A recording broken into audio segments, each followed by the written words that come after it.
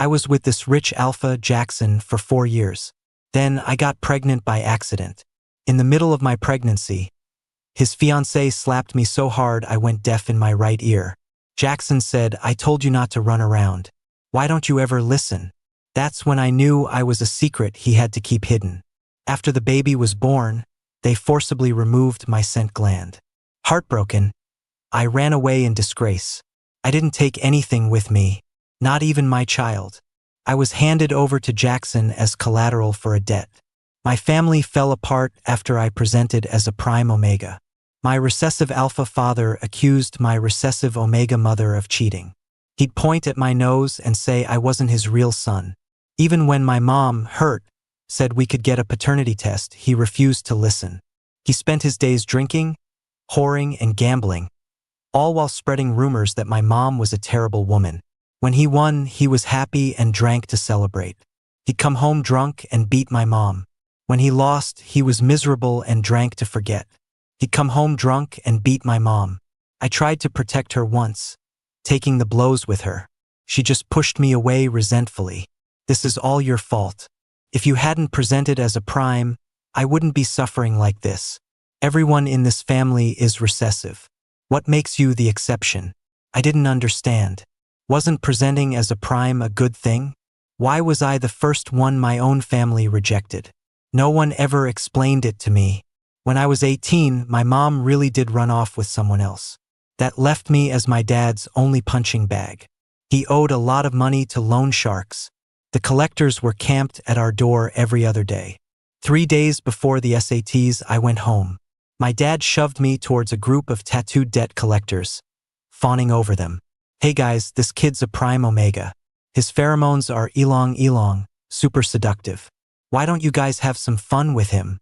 Maybe you can knock a little off my debt?" The collectors were mostly recessive alphas. They flared their nostrils, sniffing all around me, their faces twisted into disgusting, obsessed expressions. I couldn't fully control my pheromones yet, and I tried desperately to escape. But I couldn't move. The pheromones from any alpha could drain my strength. The most humiliating part was that the first person to stop me from running was my own father. He unleashed the full force of his dominance and parental authority on me, roaring with rage. "I raised you all these years. Isn't it time you paid me back? You think you can run? Omegas are all sluts. So what if you're a prime? I can still make your legs go weak." Then he turned back to the collectors, smiling obsequiously. "I hear prime omegas have a really high chance of getting pregnant, and an even higher chance of having a prime alpha. Do whatever you want with him. It's fine if he gets pregnant. Just please, go easy on my debt, and please don't hit me." The collectors' eyes lit up as they stared at me, ready to pounce. They swarmed me, their hands tearing at my clothes, arguing over who would get to go first. The chaotic mix of pheromones assaulted my senses. It was nauseating. My vision blurred. My ears rang. All I could think was that I'd rather be dead. A jacket smelling of crisp lime gin was thrown over me, making my eyes flicker. Jackson was standing in the doorway, silhouetted against the light. His expression was cold, his lips were moving. My ears were still ringing, so I couldn't hear what he was saying. All I knew was that the collectors were trembling, backing away behind him. My dad tried to run but was caught. They pinned him to the ground and chopped off 2 fingers from his right hand. But it wasn't enough. Even his life wasn't enough to cover his debts. And so Jackson took me away. Jackson was the boss of those debt collectors, but he was only 4 years older than me. His family had a background in organized crime. He'd been thrown into the real world to learn the ropes early on. His first assignment was managing a casino. My dad was just one of his many deadbeat clients. Normally, it wouldn't have been worth his time to show up in person. But he was bored and had been waiting outside for his guys to handle things. He came in to check on the situation. And just like that, he picked me up, this unwanted burden. That night, he threw me on the bed. He gave me 2 choices. "You're here to pay off a debt. You can serve me or you can serve all of them. Your choice." Trembling, I undid his belt. I told him it was my first time. I begged him to be gentle. After it was over, Moonlight filtered through the dark curtains. I stared at that sliver of light and dared to ask him, "Can I still go to school?" Jackson, satisfied, wrapped an arm around my waist and patted my head. He was half asleep. "Sure. You're not a prisoner. I don't have to lock you up." That night, I suddenly felt like life might not be so hard after all. But I never made it to college. When I took the SATs, there were so many questions I couldn't answer. My brain felt like mush. I recognized the words, but I couldn't understand them. I had become so stupid. But that wasn't right. Prime omegas, just like prime alphas, are naturally intelligent with high IQs. I used to be a top student just to stay in high school. Now, I was too dumb to get into any university. When Jackson saw my SAT scores, he just smiled and tried to comfort me. "It's okay to be a little dumb. You're with me now. I'll take care of you." And I was with him for 3 years. I was good, quiet. I never caused any trouble. And I was the only omega Jackson had. In the 4th year, I got pregnant by accident. I was already 4 months along when I found out. I was terrified. Jackson always used protection. I was scared he'd think I was messing around, that he'd yell at me, hit me, like my dad. I wanted to get an abortion in secret. The doctor advised against it, saying it would be very damaging to my body. I didn't care. As I lay on the operating table, I was still trying to figure out how to keep it from Jackson. The next second, Jackson appeared in front of me. He yelled at me, just as I'd feared. "You dare get rid of my child?" I took a moment to process that, then asked him, "You're not suspicious? That it isn't yours?" Jackson laughed, exasperated, and kneaded the back of my neck. It sent a tingling, ticklish feeling through me, making me shrink away. "I'm not that stupid. Besides, I've already marked you. Who would dare touch you?" I touched the back of my neck. There was a slightly raised bite mark. So that's how powerful a prime alpha's mark was. My dad had marked my mom too. That mark, besides controlling her, had no positive effect. It was like an invisible cage that had trapped her for half her life. I was afraid of becoming my mother. I mumbled to Jackson, "Will this mark be with me for the rest of my life?" The smile vanished from Jackson's eyes. He smirked, looking down at me. "What do you think?" He pressed his thumb into my gland, hard. The gland is sensitive, it can't be stimulated like that. My whole body went weak, and I collapsed into his arms. "Unless you get this carved out, you'll be my omega for life." I pulled his hand away, covering my gland and shaking my head. "That hurts, don't carve it out." Jackson snorted. "Good. As long as you know it hurts." He took me to a very formal-looking building and even had our picture taken. It was like the mugshots they take of criminals on TV. My dad must have owed so much money that he was scared I'd run. He needed something to hold over me. After the pictures, the first thing Jackson did when we got home was make me take some pills. "Here, take your medicine." I didn't know what kind of medicine it was. After Jackson found me at the clinic, he had me go through a bunch of tests. My head was spinning. He talked to the doctor for a long time and came back with a pile of pills. I asked him, "What are these? Can I not take them? I'm perfectly healthy. I don't need medicine." Jackson stared at me for a long time, then looked down, counted out the pills, and pushed them into my mouth. He said in a low voice, "You're too thin. These are all nutritional supplements." But none of the supplements had labels. I put my hand on my stomach and asked quietly, "Is it good for the baby?" Jackson paused for a second, then nodded. "Of course." "Oh, I see. Well, I guess I'll take them then." Even though I was taking all my pills, Jackson wouldn't touch me anymore. He let me have the master bedroom and slept in the guest room himself. I was hurt, but I didn't dare ask him why. I was just collateral for a debt. I shouldn't have been fantasizing that having his kid would improve my status. I could only hug the clothes he'd worn that day to sleep at night. When Jackson saw this in the morning, he just gave me a meaningful smile. Then he started changing 3 times a day and throwing the clothes to me. "When are you going to start nesting? If you're going to nest, is this enough clothes?" I had never nested since I'd been with him, because he was always there during my heats. But this time he wasn't. After I got pregnant, he wouldn't let me go to work with him. He told me to rest at home. One day, I overheard one of his guys guarding me say, Is the boss off dealing with his fiancée's drama? I think so. I heard his family set him up with some young Omega. In that instant, my heat hit me like a ton of bricks. The guys freaked out and immediately called Jackson. Then they ran off to buy suppressants. They never expected me to run out. I wanted to find Jackson, but my brain was a total fog. I wandered aimlessly through the streets, completely lost. I ran into a lot of alphas. They surrounded me. It was so loud, and they smelled so bad. My whole body ached. Someone slapped me a few times, yelling, "You're only with Jackson for his money. Aren't you? Aren't you pathetic? How much did you get? That should have been mine. Spit it out." I covered my head, shaking it over and over. I wanted to say I didn't take any money, but in the next second I blacked out. When I opened my eyes again, I saw Jackson standing in front of me with a beautiful Omega. His face was as dark as ink. He asked me what happened. The alphas around me were gone, as if the whole thing had been a bad dream. But my face was swollen and throbbing, and my right ear was ringing. I couldn't hear a thing, probably just temporary deafness. I ignored it. I looked at the Omega, pointed at him, and said, "Your fiancé said I took your money and told me to give it back." I said I didn't, so he hit me.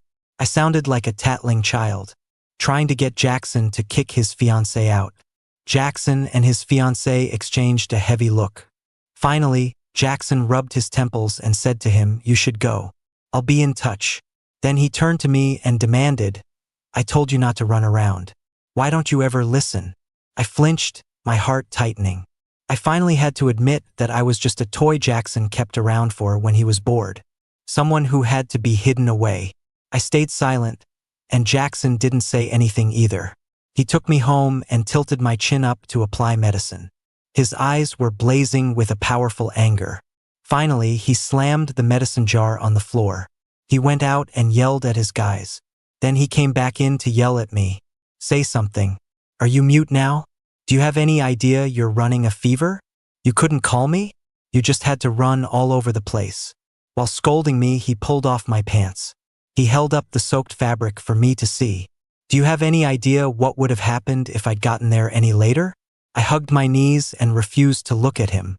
I was afraid if I opened my mouth, a sob and tears would come out at the same time. But I'm a man. I can't be this pathetic. When Jackson was done yelling, he frowned and made me kneel on the bed. Slowly, heavily, he helped me through my heat. When it was over, he bit the back of my neck again.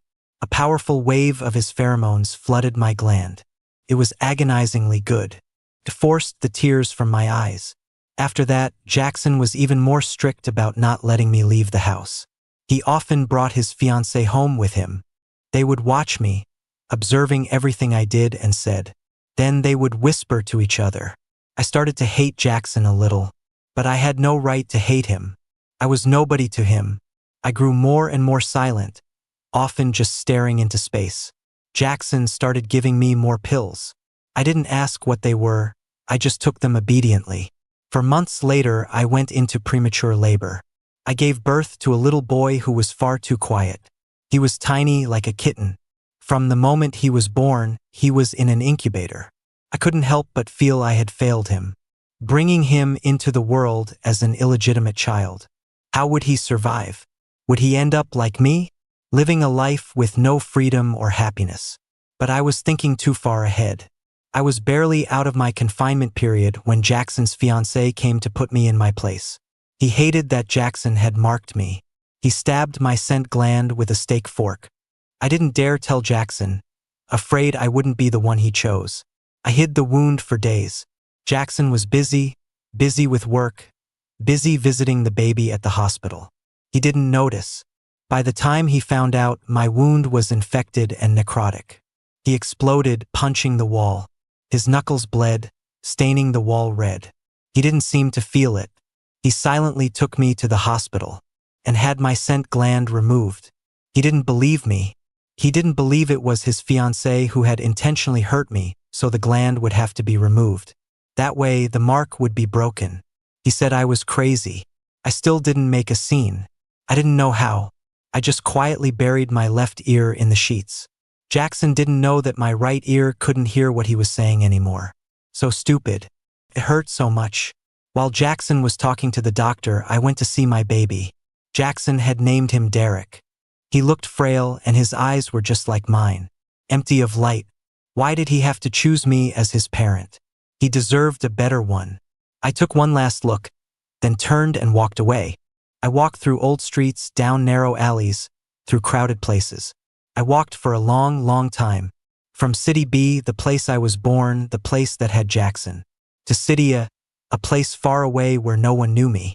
I found a random old street and put down roots. I lived carelessly, letting myself go. I didn't cut my hair or shave my beard. I don't know how much time passed. A new neighbor asked my name, and I couldn't remember it for the life of me. He saw that I was deaf and looked old, so he just started calling me Deefy. I couldn't be bothered to correct him. I didn't remember how old I was anyway. I was always trying to borrow money from him. Ethan, right? Lend me some cash. For what? Booze? Nope. Stingy.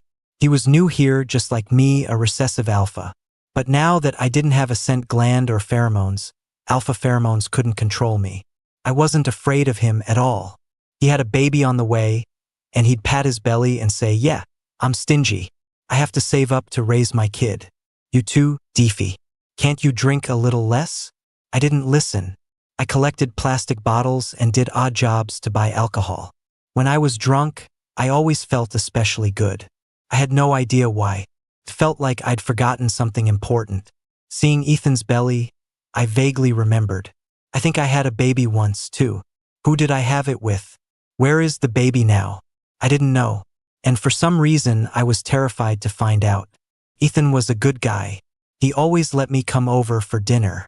He had a daughter and she was adorable. I worked hard to earn money to buy her pretty little dresses, tasty snacks, and fun toys. She really liked me. It made me so happy. It gave me a reason to live. In the blink of an eye, Hannah was already in preschool. Not long after school started, Ethan's rut suddenly hit. He asked me to pick up Hannah from school for him. I hesitated for a moment, then anxiously washed my hair, took a shower, and shaved off my messy beard. I even borrowed one of Ethan's suits. It was a little big, but the man in the mirror looked presentable. I probably wouldn't embarrass Hannah. Hannah went to a fancy private kindergarten in the economic development zone outside the old street. When I picked her up, she was stunned. When she heard me tell the teacher that I was Deefy, sent by her dad, her eyes lit up and she threw herself into my arms. "You're not a grandpa. You're so handsome. I like you." I was taken aback for a second, then smiled and picked her up, heading for the door. One of her classmates grabbed the corner of my jacket. He didn't say anything, just wouldn't let me leave. His two dark eyes were fixed on me. When his father hurried over, he stared at me in a daze too. His eyes suddenly turned red. I smiled awkwardly. "Sir, aren't you taking your son home?" He shuddered, muttering to himself, "Sir? Yeah, sir. I'm in a hurry to get home. Could you please get your son to let go?" He covered his face with his hands and rubbed it hard. But not only did he not tell his son to let go, he let him keep clinging to me. "This kid has autism. He rarely takes a liking to anyone. Could you maybe play with him for a little while? I can pay you." I glanced at the child and, for some reason, didn't want to take his money. I just nodded. "All right then. I've always liked kids. I can't stand to see them upset." I walked home holding both Hannah's and the little boy's hands. The man wanted to follow me home, but I told him I'd bring the boy to school tomorrow, hinting that he could go home. He didn't get it and followed closely behind me. He asked me if Hannah was my biological daughter. When he learned she was my neighbor's kid, his expression relaxed quite a bit. We chatted off and on. Standing at Ethan's door, I felt a little desperate. How was I going to explain that I'd brought a whole crew back for a free meal? Turned out the man knew Ethan. They started talking as soon as they saw each other. I took the kids out for a walk by myself. There was a man on the old street making candy figures. Hannah wanted one in the shape of a leaf. I asked the little boy what shape he wanted. He looked up at me quietly, then said, slowly but quickly, "Derek wants a fishy, Papa." So his name was Derek. So cute. "I'm not your papa. Okay, Papa. Whatever." He's just a kid, he doesn't know any better. He's just calling me that. No need to correct him. I handed the finished candy figure to Derek. He gave me a stiff little smile. Very polite. Derek, thanks, Papa.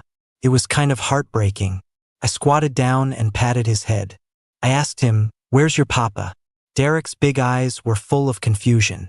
You are my papa, Papa. What kind of parenting is this? I was getting a little angry. I really hate parents who don't treat their kids right. I'd yelled at Ethan when he first sent Hannah to that fancy preschool. I thought he was using her as a tool, making her get close to rich kids from a young age. Who was that man from before? Derek slowly licked his candy figure. He thought for a moment before answering. That's Daddy, Papa.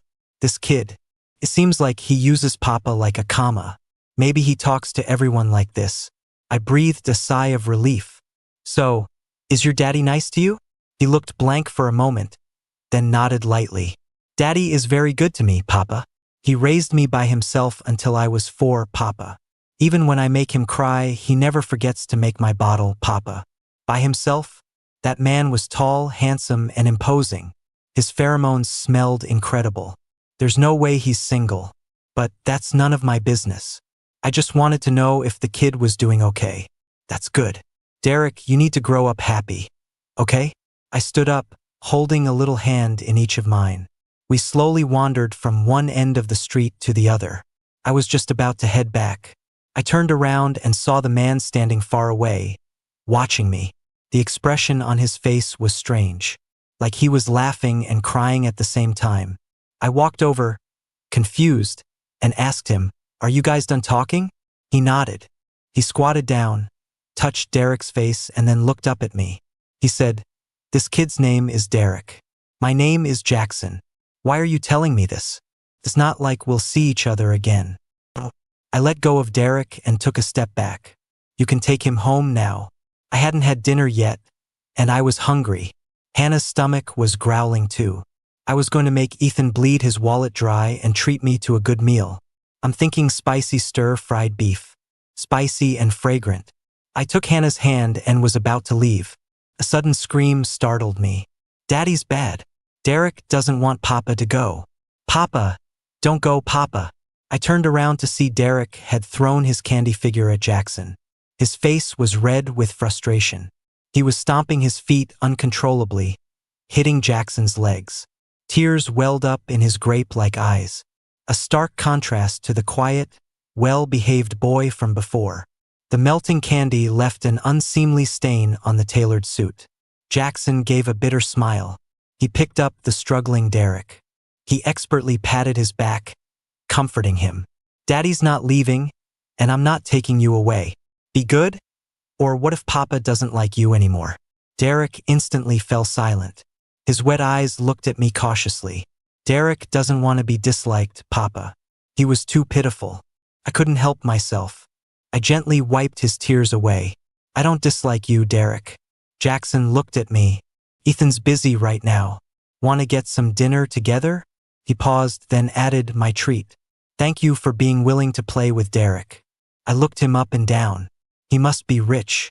Does that mean I can order extra meat? So, I went for it.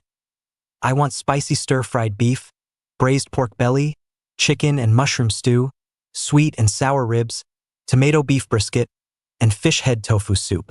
Oh, and I want a drink, too. After I said it, I felt a little sheepish, rubbing the back of my neck and glancing at him. Is that too much? Jackson stared at me for a long time. He chuckled. Not at all. Are these your favorite foods?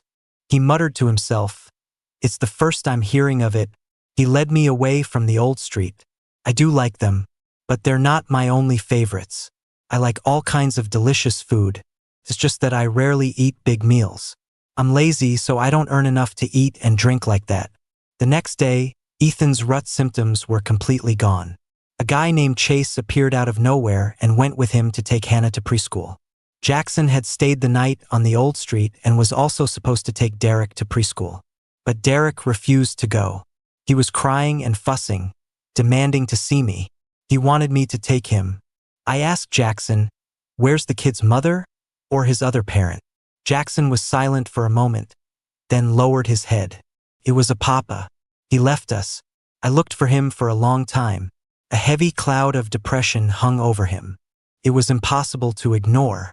Curiously, I asked him, "Did you find him?" He looked up, his expression unreadable as he gazed at me. "I found him. I was happy for them." "Then you two should make up quickly. The kid misses his papa so much. You should both take him to and from school together." "I can't keep taking him for you. I have to work to earn my beer money." I took Derek's other hand and started walking towards the kindergarten. "I'll just take him this one time." Jackson held Derek's right hand, and in his left, he clutched a string of prayer beads. He kept turning them. After a long while, he asked me softly, "Can I hire you to take him to and from school? $15,000 a month. I haven't made that much money in the past 3 years. He's so rich and so generous, but he sounds like a scammer." I stared at him suspiciously. "Are you a con artist?" To prove he wasn't a scammer, Jackson told me to take out my phone. He wanted to transfer the money, but he scrolled through it, then handed it back to me. "Your Venmo and Cash App aren't linked to a real identity." "Of course not. I don't even know who I am. I don't have an ID. Ethan gave me this phone. The number and the apps are in his name. I rarely use it, but for important things like yesterday you can't be without one. I don't have an ID, and I don't know who I am. My jobs all pay in cash. You can give me cash too." Jackson tensed up, his voice low and hoarse. He said okay. After dropping the kid off at kindergarten, he took me to a bank teller. He withdrew $10,000 in cash on the spot and handed it to me. I'd never seen so much money before. I was both thrilled and terrified. I confirmed again and again, "I just have to take Derek to and from school, right?" Jackson nodded. "And if necessary, I hope you can also play with him in your free time." Piece of cake. "You're not going to regret this."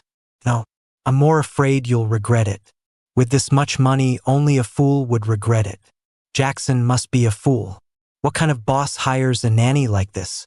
Jackson bought a rundown little apartment on the old street, right next to mine. I got my rundown apartment by trading a piece of priceless white jade for it. When I first arrived on the old street, I was wearing a white jade pendant around my neck. A middle-aged man offered to trade his house for the pendant. I agreed. I didn't know where the pendant came from. I just knew I was dirt poor, so my jade couldn't possibly be real. I made out like a bandit. So when Jackson asked me how I bought the house, I told him the truth. Jackson's face turned from green to red, like a chameleon. He turned his head away, clutching his chest and muttering to himself, "Forget it. Forget it. You found him yourself, you found him yourself. He's alive, that's what matters. He's alive." What was he mumbling about? I slammed my glass down and told him to pour me a drink. "You know me, don't you? Do you know my name?" Jackson froze for a few seconds. He poured me a drink. "I do. Your name is George. Your birthday is October 10th. You're 26 years old. That's so weird. How does he know me better than I know myself? Don't tell me I'm the person you've been looking for." Jackson paused, then lowered his head, his shoulders shaking slightly. He was laughing. "What are you laughing at?" Jackson said with a smile, "I'm laughing because you got smarter." "What's that supposed to mean? Am I really Derek's papa?" Jackson nodded. "But I didn't get it." "Then why did I leave you?" Jackson froze. He filled his own glass and downed it in one go. He seemed just as confused. "I don't know either. Probably because I didn't watch over you properly. Was I a prisoner? Did I need you to watch me?" Jackson shook his head and didn't say any more. He seemed to have nothing better to do than hang around me all day. After a week of hanging around, Jackson was caught by Chase. "If you don't go back to the fucking office, I'm done. It's not my company to begin with." Jackson had no choice but to leave Derek with me. "I'm going back to the office for a bit. You two stay put, don't run around. Don't run around." Hearing those words, my right ear suddenly started ringing. But my right ear was supposed to be deaf.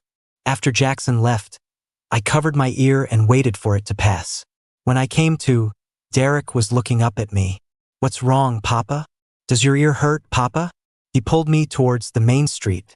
He was so small but surprisingly strong. Daddy says if you're sick you have to say so, go to the hospital for a checkup, and listen to the doctor and take your medicine, Papa. I'll take you to the hospital, Papa. Jackson has raised Derek well. Even though he has autism and sometimes mechanically repeats words and actions, and occasionally has sudden tantrums, he's mostly very well behaved and polite. Ever since I found out I might really be his papa, I feel this inexplicable sense of guilt whenever I look at him. I'm the one who left him. This thought circles in my head. So whatever he wants to do, I usually go along with it. But I resist going to the hospital. I pick Derek up, Papa's not sick. Let's go shopping, okay? Papa has lots of money now. I can buy Derek lots of cool new clothes. Derek nodded, pursing his lips. A tiny smile appeared. He doesn't smile easily. But he's learning. He said, Daddy never smiles, so Derek can't learn, Papa. But Papa always smiles, it's nice, Derek likes to learn that, Papa. Why doesn't your daddy ever smile? Derek thought for a moment. Daddy likes to cry. Daddy always looks at Papa's picture, and his face gets all wet. Daddy is shy, Papa. I could picture it perfectly. The scene was actually pretty funny. I chuckled to myself as I led Derek into the mall. The next second, someone grabbed my shoulder. George? It's George, right? I turned around. A thin, middle-aged woman was staring at me in shock. I didn't know her, but she had a lot of questions for me. Her cloudy eyes scanned both me and Derek. She said in disbelief, You got married and had a kid? With who? She started grabbing at Derek's clothes, rubbing the fabric. Then she looked at the logo. This kid's clothes are all designer brands. Where did you get the money for this? Did you marry into a rich family? Where's your father? Is he living the good life with you? Her tone grew increasingly bitter. She didn't even care that the little girl behind her was crying for her mom in fear. I pulled her hand away and hid Derek behind me. I said calmly, I'm sorry, you have the wrong person. The middle-aged woman suddenly went berserk. I have the wrong person. I gave birth to you on October 10th, 1999. Your father was a drunk idiot. He named you George because he thought it was simple. Now that you've made it big, you don't want to acknowledge your own mother, is that it? You're just like that heartless father of yours, an ungrateful brat. With every word she spoke, my mind grew more chaotic. In the end, she was crying and pounding on my shoulder. George, have some pity on your mother. She pulled the little girl in front of me, sobbing. Mom's never had a good day in her life. I don't blame you, but your sister is still so young. Please, have pity on us. Give your mom some money so your sister can have a better life. Please? I clutched my ringing right ear, numbly looking at the terrified, tear-streaked little girl. I don't have any money. The woman wouldn't let up. I don't believe you. You're my son. Now that you're successful, you're supposed to provide for your parents. A share of your money should be mine. If you don't give it to me, I'll sue you. Those words sounded so familiar, but I couldn't remember where I'd heard them. I didn't want to think about it. I wanted to run, but my feet felt nailed to the floor. I couldn't move an inch. Derek got angry. His small hands kept hitting the middle-aged woman. Let go of my papa, you bad woman. Daddy told me to protect Papa. Derek will protect Papa. Don't be scared, Papa. Daddy is very powerful. When Daddy gets here, he'll get revenge for Papa. The woman let go, as if a light bulb went off. I get it now. You don't have money. The alpha you're with has money. It's good to be a prime omega. You can hook a rich alpha. If it wasn't for me, where would you have gotten the chance to latch onto a rich guy? Shouldn't you be thanking me? Her mouth kept opening and closing. Gradually, I couldn't hear what she was saying anymore. I squatted on the ground, my mind a white fog. I didn't know what I should say, what I should do. It was so painful. My chest felt like it was stuffed with wet cotton. Couldn't breathe. I think I was sick. I clung to Derek for dear life, like he was the last straw I could grasp. When Jackson rushed over, I thought I saw someone else with him. A sharp pain shot through my heart. I squeezed my eyes shut, then opened them again. He was alone. So weird. Am I hallucinating? Or maybe I'm drunk. Jackson strode towards me, but I couldn't stop myself from backing away. Squatting made it hard to move back. I fell and landed on my butt. Jackson's outstretched hands trembled, stopping abruptly, his expression awful. He turned and harshly told the middle-aged woman to leave. With his back to me, he asked, "George, are you afraid of me?" I nodded, then shook my head. "I'm not afraid of him. I'm afraid of facing him in a situation like this. I always feel like something bad is about to happen." I didn't know what I was saying. I muttered, "You don't believe me. You believe your fiancé. I'm nothing." Jackson spun around, crouched down, and gripped my shoulders. His grip was tight. I frowned and pushed his hands away. "Stay away from me. It hurts all over whenever you touch me." Jackson stared at his own hands, his eyes filling with bloodshot veins. The heavy scent of lime gin suddenly filled the air. His expression was suppressed, his voice strained. "I thought I wasn't good enough, that's why you wanted to run. But George, you ran for 3 years, and you're still a mess.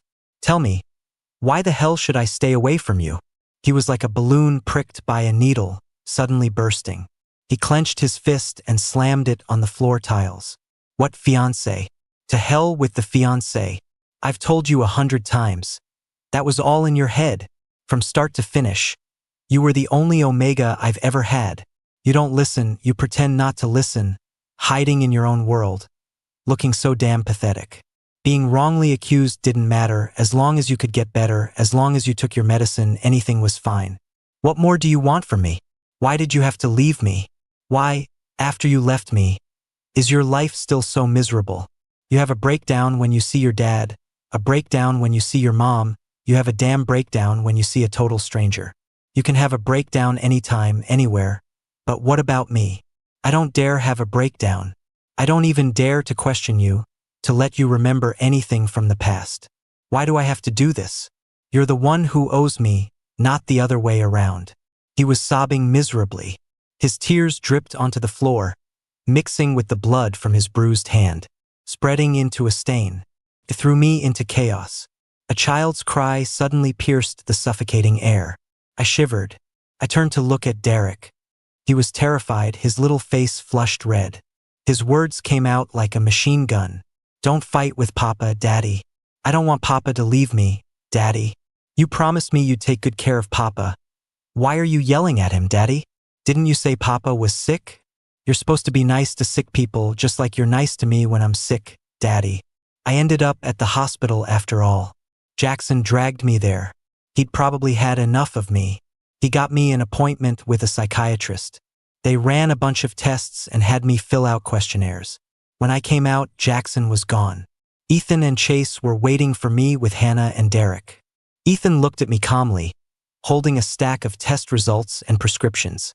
He said softly, "Jackson said he's going home to cool off for a few days. He asked me to tell you he's sorry and to make sure you get some rest. Derek is staying with you. George, let's go home." Chase hadn't said a word. He looked me over, his gaze not exactly friendly. It looked like he was bursting to say something. But after a sharp look from Ethan, he shut up. He muttered, "Omegas are so high maintenance. My brother's had it rough these past few years, you know, working, raising a kid, and looking for someone all at once." Ethan slapped him impatiently. "Why don't you guys take a look at why everyone in the Chi family's partners keep running away?" Chase went silent. He turned the steering wheel and headed back to the old street. Derek was curled up in my lap, holding me tight. His little head was nodding off. I patted his head. "Go to sleep. Papa won't leave Derek? Papa. I won't leave. I won't." He fell asleep as soon as I said it. I asked Ethan to give me the test results. I read through them on the way. Some conclusions were from the doctor's questions to me. Others were from the doctor's private conversations with Jackson. The diagnosis section read, schizophrenia, manifesting as disorganized thinking, abnormal behavior and thoughts, history of auditory and visual hallucinations, as well as paranoid delusions of persecution. I clutched the test results tightly. So I really am sick, I thought. I raised my hand and touched the back of my neck. There was a round scar there. If the persecution was just a delusion, then why was my scent gland injured? I couldn't remember for the life of me. The more I tried to think, the more my head hurt. I decided to stop thinking about it. Jackson definitely knows anyway. Jackson didn't show up for a whole week. When he reappeared, he was holding divorce papers. He looked down and said he wanted to divorce me. I was stunned. We were married? Jackson froze, then gave a self-deprecating smile. You hate me that much? Huh? Forgetting me is one thing, but you don't even remember we were married. I won't bother you anymore, so you won't always be in pain. Derek likes you, and you like him, so let him stay with you. I'll give you half of my assets. You don't have to worry about supporting him. I listened to him, stunned. What about you? Jackson froze again, forcing a pained smile. Me? I'm finally free, aren't I? No more searching the world for my husband. No more raising a kid by myself. I couldn't be more relieved. Liar. Then why was he hiding and crying? His eyes were all swollen. Can we not get divorced? I'll get treatment. I proposed seriously. I haven't recovered my memory yet. Divorcing like this isn't fair to me. Help me get my memory back. Then we can talk about divorce. Jackson took a deep breath and leaned against the door of my rundown apartment. He covered his eyes with one hand. He was silent for a long time. I thought he was going to refuse, that he was fed up with me. But in the end, he said, I really am in your debt. He took me to see someone. It was a young man. He had the unique, clean scent of an omega. The moment I saw him, I felt extremely agitated. He seemed to know it too. He quickly held up his hands, showing off a simple, classic ring. I'm already married. My relationship with Jackson is purely professional. Even though Jackson said he's explained it a million times, I feel it's necessary to explain it again. His name was Dr. Evans. He was a psychotherapist. He was an expert in hypnosis, and he was Jackson's old classmate. Jackson had originally contacted him to hypnotize me, to help me forget the trauma from my family. But our first meeting was not very pleasant. The word fiancé triggered my heat during my pregnancy. I ran off to find Jackson, but I actually ended up back at my old home and ran into my dad. He was drunk again. When he saw me, he asked if I had any money. I said no, so he started hitting and yelling at me. He was the one who deafened my ear. But after seeing Dr. Evans, my brain short-circuited, and I only remembered him hitting me. Jackson said, what could I do? I had to send him away first. I asked you why you were running around, but you wouldn't talk. You never talk. I didn't know what to do, so I could only keep you at home. I had Dr. Evans come to the house to observe you. He's one of the top hypnotists in the world. But after a few attempts at hypnosis, you wouldn't cooperate at all. Your defenses were too high. I had no choice, so I let him go. I believed his story. I let Dr. Evans try to hypnotize me again.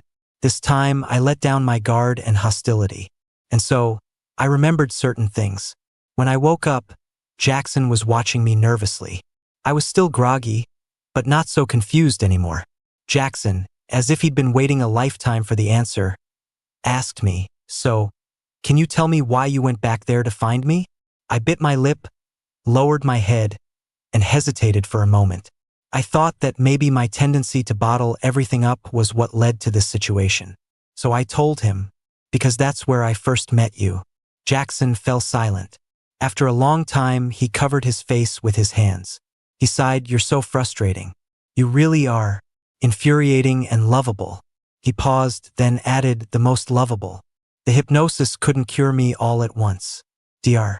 Evans set up a course of treatment for me. Once a week, 1 hour per session. Couldn't be too long or it would destabilize my mental state. During the 4th session, I finally remembered how my scent gland got injured. It was me. It was an act of self-harm. In my subconscious, I saw Jackson as my possession, but consciously, I felt unworthy because I was just collateral. I believed that when Jackson said he loved me, he didn't love me, but my pheromones as a prime omega. I hated that Jackson wasn't faithful. I hated that I was controlled by my pheromones, addicted to his, and I hated Dr. Evans for stealing Jackson away. Of course, this was all in my head. So I destroyed my own scent gland and framed Dr. Evans. In reality, Dr. Evans hadn't been around for a long time, but I kept seeing him, because my brain was sick. Ever since I accepted that I was sick, everything became much clearer. My chaotic memories started to untangle and fall into place. I started to feel guilty. So dramatic. Looking back at my old memories from an outsider's perspective, I just felt so incredibly dramatic. The priceless white jade pendant was a betrothal gift from Jackson on the day we registered our marriage. It was worth millions, and I casually traded it for a rundown apartment. When I was with Jackson, the food was always lavish and delicious, but I had no appetite and rarely ate. When Jackson asked me what I liked to eat, I'd say anything is fine. There were countless incidents like this. I was too ashamed to face Jackson and Dr. Evans. I hid at home for days and wouldn't come out. Derek called for me, but I still wouldn't open the door. Jackson pried my door open. You need to change this bad habit of hiding whenever something goes wrong. Derek buried his face in my chest, crying pitifully. Don't ignore me, Papa. Looking at him, guilt washed over me like a tsunami, drowning me. Taking psychiatric medication during pregnancy carries a risk of affecting the fetus. The doctors had warned Jackson, but Jackson didn't care. I can raise him for the rest of his life even if he's born with problems. Curing George is the top priority. Derek was born prematurely and was unervingly quiet from birth. After he started talking, he was diagnosed with mild autism. As he got older, his tantrums were just as extreme. Jackson didn't trust anyone else to take care of him and put a lot of effort into raising him.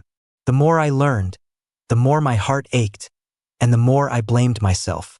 But I couldn't afford to get lost in self-pity anymore. I asked Jackson where my dad was. Jackson took me to a psychiatric hospital. He's alive and kicking in there, gambling with the other patients and the nurses. I saw my dad manically playing rock, paper, scissors with a nurse. If he won, he would obediently take his medicine. If he lost, he would have a meltdown and threaten to kill the nurse. With other patients, the nurses would let them win so they'd take their meds. But the nurse in charge of my dad deliberately kept winning. So my dad kept having meltdowns, screaming and shouting. But he couldn't get out of the small, barred window of his room. You're doing? Jackson nodded. I also arranged for him to have electroshock therapy. Want to watch? Might make you feel better. I shook my head, cracking my knuckles. Just open the door to his room. I'll beat him up myself.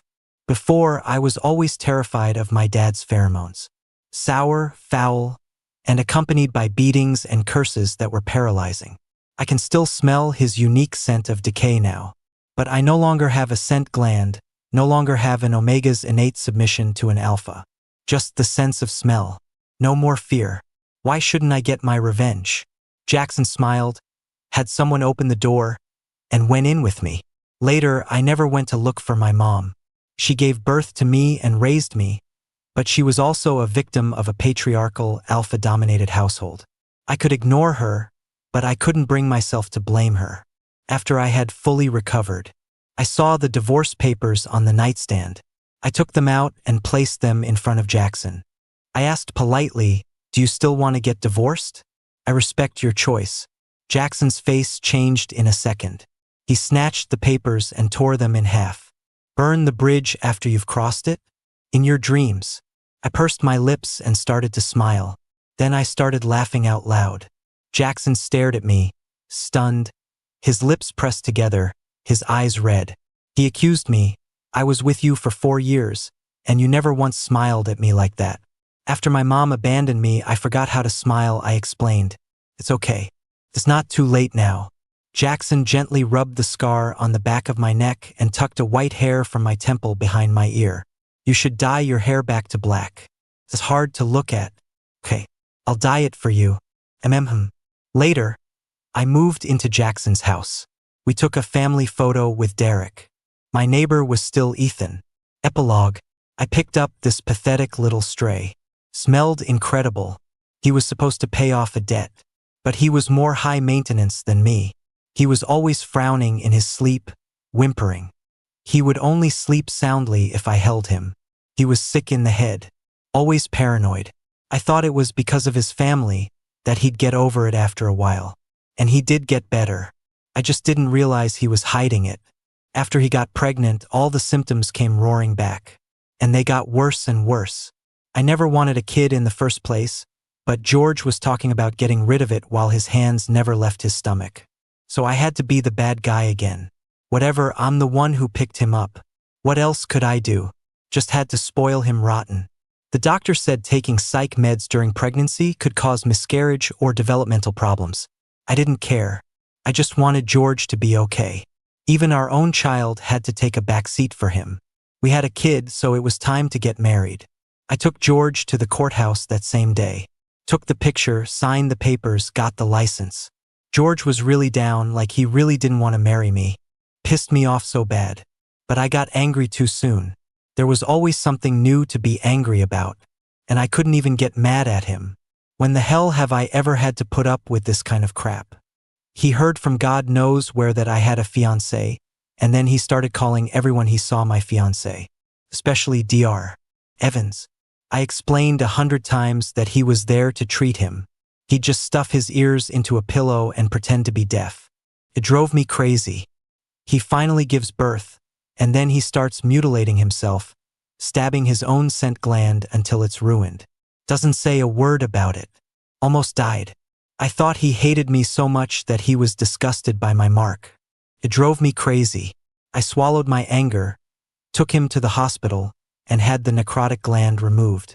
And in the time it took me to fill out some admissions paperwork, he abandoned me and our child. Just ran off. It made me so mad I thought I was going to lose my mind. I was raising a baby and looking for my husband at the same time. I looked for 3 years and there he was on some rundown old street cosplaying as a grandpa. And the only reason he cleaned himself up was to pick up someone else's kid. It made me so mad I wanted to spank him. But I didn't dare. He didn't even remember me. What if he ran away again? He can't run away again. I can't take it. Angry or not, we're not actually getting divorced. If he had dared to sign those papers, I really would have spanked him. Good thing he didn't sign. He spared himself a beating. It's fine. I won't use my hand. I'll use a stick. He doesn't have pheromones anymore. But he still smells so good. Turns out my husband's right ear really is deaf. It drove me crazy. I'm going to the psychiatric hospital to beat up his dad. Make him deaf. Then go home and comfort my husband. Thank you, Chase. Because you're a scumbag. You found a rebellious alpha for a husband. Thank you, Chase's husband. You ran away with a baby for 3 years and became George's neighbor. Thank you, my son, for knowing to hold on to your papa and not let go. And thank you, me. I'm the most goddamn devoted man in the world.